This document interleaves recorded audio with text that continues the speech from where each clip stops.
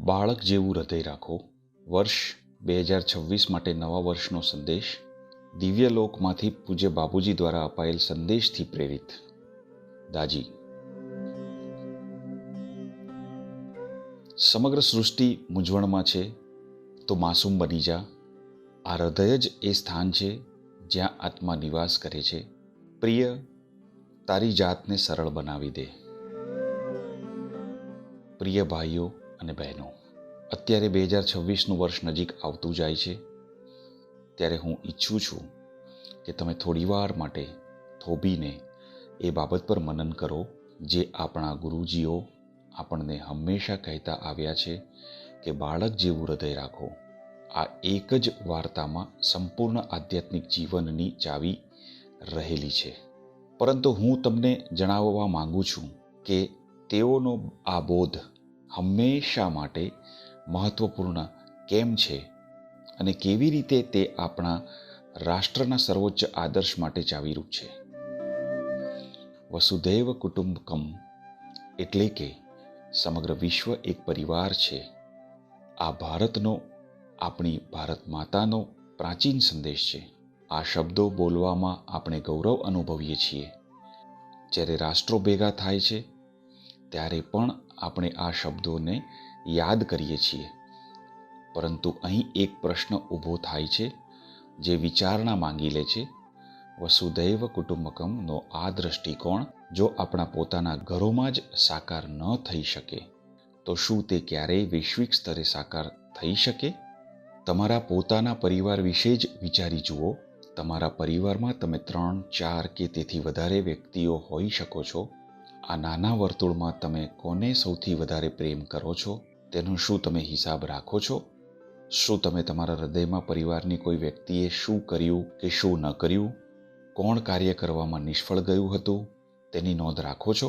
તેણીએ મને 2019માં આવું કહ્યું હતું, મેં આટલો ભોગ આપ્યો, પરંતુ તેણે ક્યારેય તેની કદર કરી નથી. હું જે બધું કરું છું તેને કંઈ કદર જ નથી.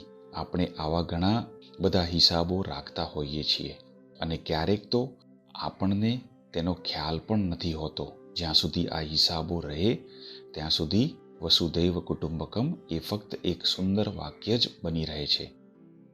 હવે એક બાળકને જુઓ. એક બાળકનું હૃદય સંપૂર્ણ હૃદય હોય છે. જ્યારે તે પાણીમાં રમે છે ત્યારે તે હાઇડ્રોજન અને ઓક્સિજન વિશે વિચારતું નથી હોતું, પરંતુ તે તો ફક્ત પાણી ઉડાડવાની મજા લેતું હોય છે. પ્રેમમાં કોઈ શરતો, કોઈ સીમાઓ કે ભૂતકાળના મન દુઃખની કોઈ યાદો નથી હોતી. એક બાળક એમ નથી કહેતું હોતું કે જો તમારા તરફથી મારી અપેક્ષાઓ પૂરી થશે તો જ હું તમને પ્રેમ કરીશ. એક બાળક ગઈકાલના જખમોને પણ યાદ રાખતું નથી. આવું હૃદય જ જીવનની મુશ્કેલીઓ અને વિટંબણાઓથી સુરક્ષિત હોય છે. માત્ર આવું હૃદય જ એક પરિવારને સાચો પરિવાર બનાવી શકે છે.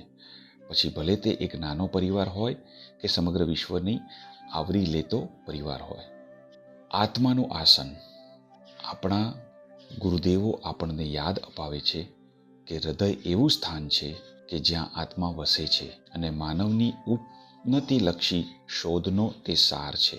ખરેખર તો આ સ્તર જ આપણા માટે મહત્વનું છે. નહીં કે આપણે કેટલા સફળ રહ્યા, કે આપણે કેટલા આધ્યાત્મિક જણાયા, કે આપણે કેટલા વર્ષો આ માર્ગ પર ચાલ્યા. ખરેખર તો એ મહત્વનું એ છે કે આપણા હૃદય શુદ્ધ, સરળ અને બાળ સહજ રહે છે કે નહીં. શીખવ્યા વિના બાળક શું જાણે છે? સામાન્ય બાબતોથી આશ્ચર્યચકિત થવું, પુરાવા માંગ્યા વિના જ વિશ્વાસ કરવો, કોઈ હિસાબો રાખ્યા વિના પણ પ્રેમ કરવો, અગાઉથી વ્યૂહરચના કર્યા વગર જ હાજર રહેવું, આગળનું યાદ રાખ્યા વિના માફ કરવું, અપેક્ષા રાખ્યા વિના આપવું. આ યાદીને કાળજીપૂર્વક ચકાસો. શું તે એ જ બાબતો નથી કે જે વસુધૈવ કુટુંબકમ માટે આપણે કરવી પડે તેવી હોય? બાળક તો એ જ પ્રમાણેનું જીવન જીવી રહ્યું હોય છે જે આપણે ફિલોસોફી અને શિસ્ત દ્વારા શીખવાનો પ્રયાસ કરી રહ્યા છીએ. આપણે કઠોરતા નબળી પાડવી પડશે. જીવન આપણને કઠોર બનાવે છે. નિરાશાઓ હૃદય પર સખત આવરણ બનાવે છે. જવાબદારીઓ બખ્તર બનાવે છે. આધ્યાત્મિક વિકાસના પ્રયત્નો જો શરણાગતિને બદલે કંઈક પ્રાપ્ત કરવા વિશે હોય તો તે પણ કઠિનતાનું જ એક સ્વરૂપ બની શકે છે. આમ ધીમે ધીમે અજાણપણે આપણે બધાના હિસાબો રાખવાનું શરૂ કરી દઈએ છીએ કે જીવનસાથી મને સમજી શક્યો નથી, બાળકે મને ફોન ન કર્યો, માતા પિતાએ ના પાડી, ભાઈ કે બહેને મને મદદ ન કરી. આમ આપણી ભાવનાત્મક ખાતાવહીમાંની એ દરેક એન્ટ્રી આપણને આપણા પ્રિયજનો કે જેને આપણે સૌથી વધુ પ્રેમ કરીએ છીએ તેમનાથી અલગ કરતી દિવાલની ઈંટો બની જાય છે. જો આપણે આપણા પરિવારમાં 4 લોકો વચ્ચેની આ દિવાલો પણ તોડી ન શકીએ તો પછી વિવિધ રાષ્ટ્રો વચ્ચેની, ધર્મો વચ્ચેની કે જાતિઓ વચ્ચેની દિવાલોને તોડી નાખવાની આશા કેવી રીતે રાખી શકીએ? વર્ષ 2026નું રહસ્ય. 2026નું વર્ષ આપણને જે રહસ્ય જણાવે છે તે આ છે: ઈશ્વર સુધી પહોંચવાનો માર્ગ આધ્યાત્મિક અનુભવો પાછળની ભાગદોડમાં કે આધ્યાત્મિક જ્ઞાન મેળવવા કરવામાં નથી, પરંતુ તે નાના બાળક જેવા હૃદય બનાવવામાં છે. એક એવી વ્યક્તિ બનવામાં કે જે એક ફૂલ સમક્ષ પણ વિસ્મયપૂર્વક નતમસ્તક થઈ શકે, જે શરમ વિના રડી શકે, જે કારણ વિના હસી શકે, જે ભય વિના પ્રેમ કરી શકે, કે જે કોઈ પણ ગણતરી કર્યા વિના માફ કરી શકે. જે હૃદય આપણને ઈશ્વર સાથે જોડે છે તે જ હૃદય આપણને પરસ્પર જોડી શકે છે.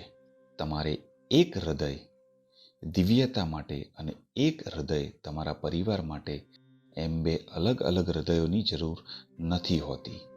ફક્ત એક જ હૃદયની જરૂર હોય છે અને તે હૃદય એક બાળકના હૃદય જેવું હોવું જોઈએ.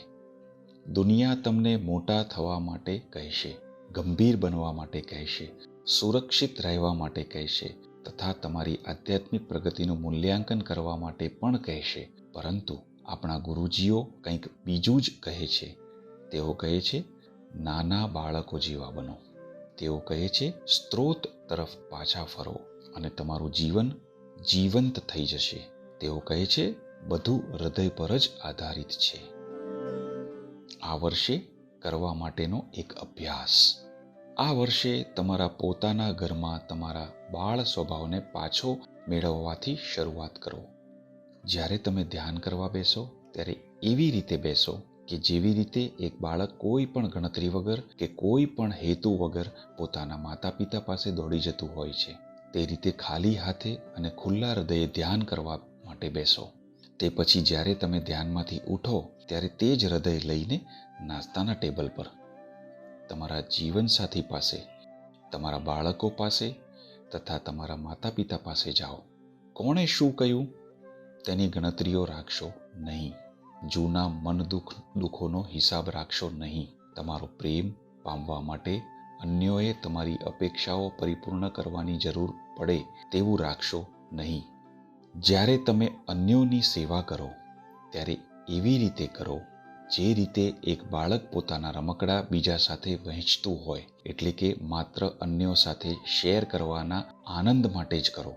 નહીં કે તે બાબતનું કોઈ શ્રેય મેળવવા માટે કે નહીં કે તે બાબતનું કોઈ શ્રેય મેળવવા માટે કે નહીં તેની કોઈ મોટાઈ માટે. જ્યારે સંબંધો મુશ્કેલ બની જાય ત્યારે એક બાળકની જેમ જ વિશ્વાસ કરો. એ વિશ્વાસ એટલા માટે ન કરો કે તમને ખાતરી છે કે તે વ્યક્તિ વિશ્વાસને લાયક છે, પરંતુ એટલા માટે કે વિશ્વાસ કરવો એ મારો સ્વભાવ છે અને તમારા હૃદયમાં શંકા માટે કોઈ સ્થાન નથી. પરિવર્તનની લહેર. જો આપણે આ કરી શકીશું તો તેનાથી કંઈક અસાધારણ, અભૂતપૂર્વ બનશે, જે વસુધૈવ કુટુંબકમની આપણા ઘરમાં શરૂઆત થશે. તે બહાર પણ પ્રસરતી જશે.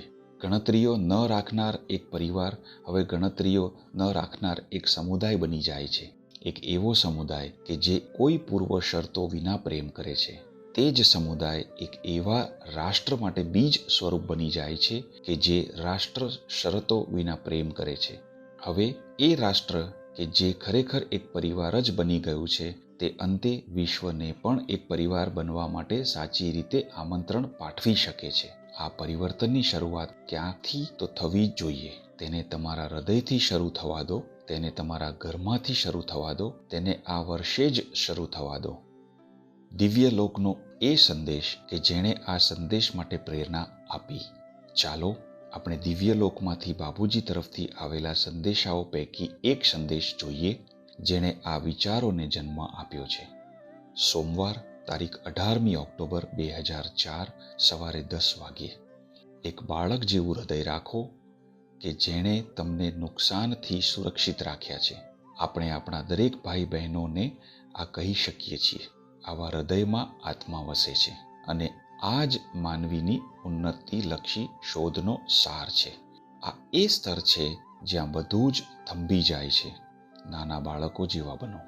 જો જિંદગીએ તમને સખત બનાવી દીધા છે અને તમને સ્ત્રોતથી દૂર ધકેલી દીધા છે, તો આ એકમાત્ર એવી બાબત છે જે તમને પાછા જીવંત બનાવી શકે છે.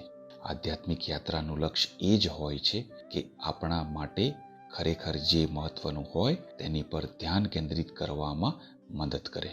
તમે તમારી અંદર આ જરૂરિયાતની અનુભૂતિ કરો. તમારું ભૌતિક જીવન તમને સુખી કરી શકે છે, પરંતુ તે તમને એક ખાલીપણાની અનુભૂતિ પણ આપી શકે છે અને કંઈક ખૂટતું હોય તેવી અનુભૂતિ પણ આપી શકે છે. પરંતુ એક સાતત્યતા ભર્યો અભ્યાસ પરમાત્મા સાથે એક થવાની તીવ્ર ઈચ્છાને વધુને વધુ સ્પષ્ટ કરે છે. આ એક લાંબી શોધખોળનો અંત છે. પરમ સત્ય તેને શોધનાર પાસે આવે છે. આ ક્ષેત્રમાં આ બધું ખૂબ જ સરળ છે. તમારે માત્ર તે ઈચ્છવાનું છે, તેનો યોગ્ય રીતે અભ્યાસ કરવાનો છે અને સમસ્યાઓથી ભરેલા નકલી જીવનમાં તમારા અધિકારો ગુમાવ્યા પછી તમે ગુમાવેલ શાણપણને યાદ કરવાનું છે, જેના વિના તમે તમારા સાચા પ્રારબ્ધથી દૂર રહો છો. બાપુજી, એ સરળતા જેને આપણે વિસરી ગયા છીએ. બાપુજી કહે છે કે બધું ખૂબ જ સરળ છે. ઈચ્છા કરવી, યોગ્ય રીતે અભ્યાસ કરવો અને આપણે ગુમાવેલ શાણપણ પાછું મેળવવું. આ જ આપણી જરૂરિયાત છે.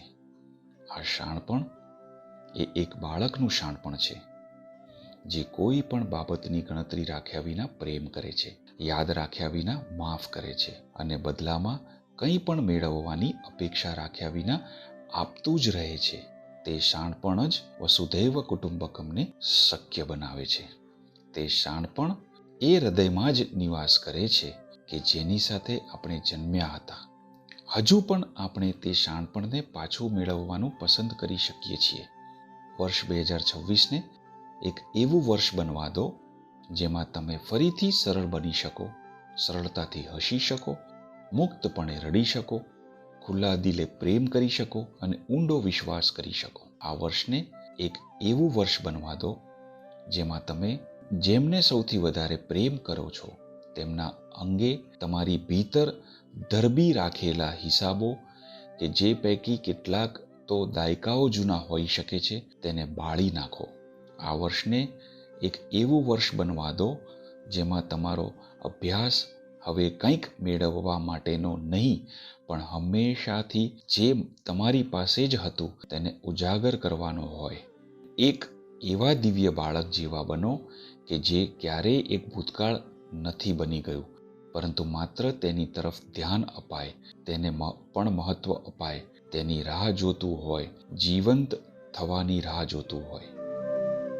એક મંજિલ, એક હૃદય.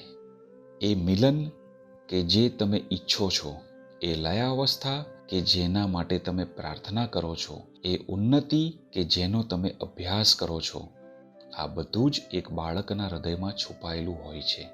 તથા વસુધૈવ કુટુંબકમ પણ એ જ છે. આ બંને અલગ અલગ લક્ષ્યો નથી, પરંતુ તે એક જ છે. તે હૃદય કે જે દિવ્યતા સાથે એકાકાર થઈ શકે, તે પરિવાર સાથે પણ એકાકાર થઈ શકે છે. એ હૃદય જે ઈશ્વર સાથે કોઈ હિસાબો રાખતું નથી, તે જીવન સાથી, બાળક, માતા પિતા અથવા ભાઈ બહેન સાથે પણ કોઈ હિસાબો રાખતું નથી. તે બાળક તમે જ છો, હંમેશા રહ્યા છો, હંમેશા રહેશો. નવા વર્ષ 2026ની હાર્દિક શુભકામનાઓ. પ્રિયજનો, જો મૂંઝવણ અનુભવાઈ રહી છે તો આવો આપણે માસૂમ બનીએ. સમગ્ર સૃષ્ટિ મૂંઝવણમાં છે તો માસૂમ બની જા આ હૃદય જ એ સ્થાન છે જ્યાં આત્મા નિવાસ કરે છે. પ્રિય, તારી જાતને સરળ બનાવી દે. નવા વર્ષનો સંદેશ 1 જાન્યુઆરી 2026.